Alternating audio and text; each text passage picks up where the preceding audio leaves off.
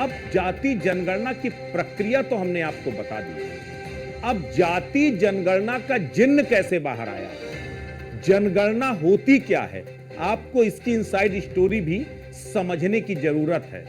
कब से ये जनगणना की शुरुआत हुई? क्या आप जानते हैं कि दुनिया और भारत में पहली बार जनगणना कब और क्यों की गई थी? आइए जानते हैं इस रोचक इतिहास के बारे में। दरअसल दुनिया में सबसे पहली जनगणना की आधिकारिक जो जानकारी आती है वो आती है 3000 बीसी, मिस्र में हुई थी सबसे पहली जनगणना। फराओ क्या है अभी वे भी बताऊंगा। दरअसल फराओ अपने गुलामों, खेतों और पशुओं की गिनती कराते थे ताकि किससे क्या वसूलना है ये तय हो सके। तो दरअसल फराओ प्राचीन मिस्र में सम्राटों या शासकों को कहा जाता था। ये शासक, राजा, भगवान और सर्वोच्च न्यायाधीश तीनों की भूमिका में होते थे। उनका शासन 3000 ईसा पूर्व से शुरू हुआ और तकरीबन 3000 वर्षों तक चला। सबसे पहली गणना, जो जनगणना की बात आई, वो वहीं से आई। उसके बाद ये जनगणना का इतिहास बेहद पुराना है। यानी इजिप्ट से 3000 ईसा पूर्व में सबसे पहले जनगणना की शुरुआत हुई। किस लिए हुई? टैक्स वसूली के लिए। वहां लोगों से टैक्स, कितने लोग हैं किससे वसूला जाए, सैनिकों की भर्ती करने के लिए, और अनाज भंडारण नियोजन, यानी कि कितने अनाज की आवश्यकता है, इसके लिए जब तक मालूम नहीं होगा कितने लोग हैं तब तक उनकी व्यवस्था कैसे करोगे। इस लिहाज से सबसे पहले यह हुआ। और सबसे खास बात यह है कि यह जनगणना बहुत लंबी चली थी, कई महीनों तक या सालों तक ये जनगणना चली थी। ये अपने आप में इतिहास है, ये अपने आप में बेहद दिलचस्प है। अब आपको अगर भारत के लिहाज से बात करें तो भारत में जो जनगणना है उसकी नींव ब्रिटिश काल में पड़ी थी। 1872 में सबसे पहले भारत में ब्रिटिशर्स ने इस पूरी जनगणना की नींव रखी थी, बल्कि ये एकीकृत नहीं थी, ये केवल प्रायोगिक थी। इसके अध्यक्ष बनाए गए थे लॉर्ड मेयो और कार्यपालक थे सर विलियम हंटर।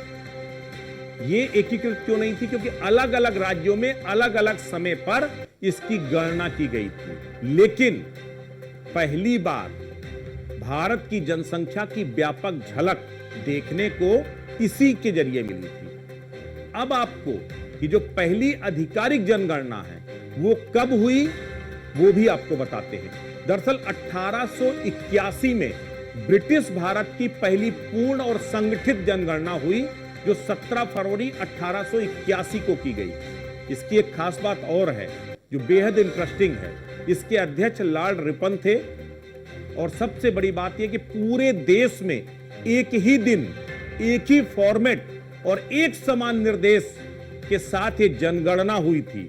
आप सोचिए, उस समय 1881 में पहली जनगणना और एक दिन में पूरे देश की जनगणना, उसमें 14 सवालों को शामिल किया गया था। ये जनगणना की अपनी पुरानी कहानी। लेकिन भारत में जनगणना की आधिकारिक शुरुआत ब्रिटिश काल में हुई। ये ब्रिटिशर्स की कोई दरियादिली नहीं थी। दरअसल ये उनकी शातिराना चाल थी। अब वो क्यों थी, इसके पीछे क्या शातिराना चाल थी, आपको समझने की जरूरत है। हिंदुस्तान में जब ब्रिटिशर्स आए थे तो उनका मकसद था हिंदुस्तान का ज्यादा से ज्यादा शोषण करना, ज्यादा से ज्यादा उनसे टैक्स वसूलना, ज्यादा से ज्यादा उनसे जो है वसूली करना। और इतना ही नहीं, ब्रिटिशर्स को अपनी सेना में शामिल करने के लिए मार्शल लोगों की भी जरूरत थी। तो इन सब के मकसद से ब्रिटिशर्स ने भारत में आधिकारिक डाटा इकट्ठा करने के लिए, सेना में भर्ती के लिए, मार्शल कम्युनिटी को सर्च करने के लिए और उनसे कर वसूली करने के लिए अंग्रेजों ने सबसे पहले जनगणना कराई और जनगणना को सबसे अहम हथियार बनाया। यानी पहली बार जो जनगणना हुई वो सिर्फ इस अंग्रेजों की शातिराना चाल थी। लेकिन इसमें बड़े दिलचस्प किस्से हैं। जिस वक्त ये जनगणना हुई उस वक्त ब्राह्मणों ने इसका जमकर विरोध किया। कई ब्राह्मणों ने इसे जाति और उम्र बताने से इंकार कर दिया। उनका मानना था कि यह अपशगुन है, या उनका सामाजिक सम्मान घट जाएगा अगर पता चल जाएगा। इतना ही नहीं, केवल ब्राह्मणों ने ही नहीं, महिलाओं की भी पहचान छिपाई गई थी। कई महिलाएं अपना नाम बताने को तैयार नहीं थी, वो खुद को पति या परिवार की पहचान से जोड़ती थी। मसलन वो मुन्नू की अम्मा है, वो राम कुमार की बीवी है। और इससे हुआ क्या, जो महिलाओं की जनसंख्या का एग्जैक्ट डेटा था वो जो है गैर मौजूद रहा। इतना ही नहीं, जातियों की गड़बड़ पहचान भी उस दौर पर हुई, क्योंकि एक ही जाति को अलग अलग नामों से दर्ज किया गया। अब उदाहरण के तौर पर ऐसे समझिए कि अगर यादव, अहीर, ग्वाला, गोपालक, क्षत्रिय में ठाकुर, राजपूत और राजा, इस तरीके से वो सब एक ही थे, लेकिन सबको अलग अलग गिना गया। इससे क्या हुआ, जो एकीकृत यूनिफाइड डेटा था वो प्रॉपर नहीं बन पाया। लेकिन फिर भी अंग्रेजों का जो मकसद था वो कामयाब हुआ। वो कैसे? अंग्रेजों को तलाश थी सेना के लिए एक लड़ाकू कौम की, जो एक तरह से जो है बहादुर लोग थे, उनकी जरूरत थी। तो मार्शल जातियों की तलाश ब्रिटिशर्स ने पूरी कर ली। इसमें ब्रिटिशर्स ने कई जातियों को लड़ाकू जाति या मार्शल घोषित किया।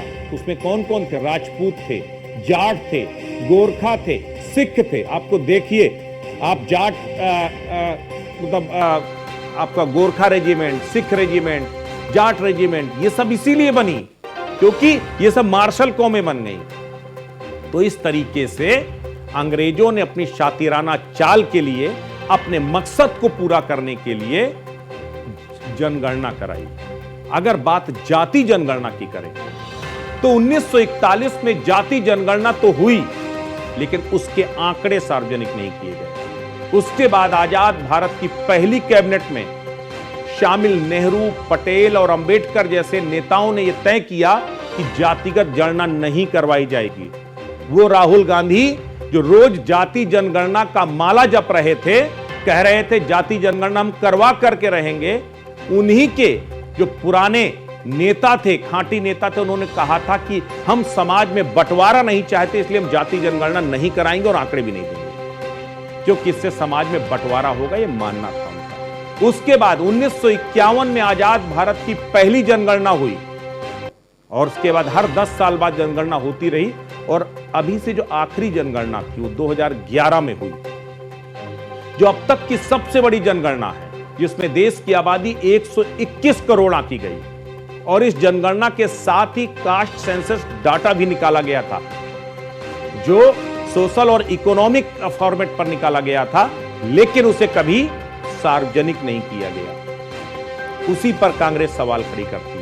तो एक तरफ कांग्रेस के जो टॉप लीडर थे पहले, उन्होंने मना कर दिया था कि समाज बंट जाएगा, और राहुल गांधी कह रहे हैं कि नहीं, हम बांट करके ही तो राजनीति करेंगे, पता कैसे चले किसकी कितनी भागीदारी है। 1941 में जातिगत जनगणना हुई, आंकड़े सार्वजनिक नहीं हुए। 51 में आजाद भारत की पहली जनगणना हुई, आखिरी जनगणना 2011 में हुई। अब 2025 में एक बार फिर ये जनगणना होने जा रही है।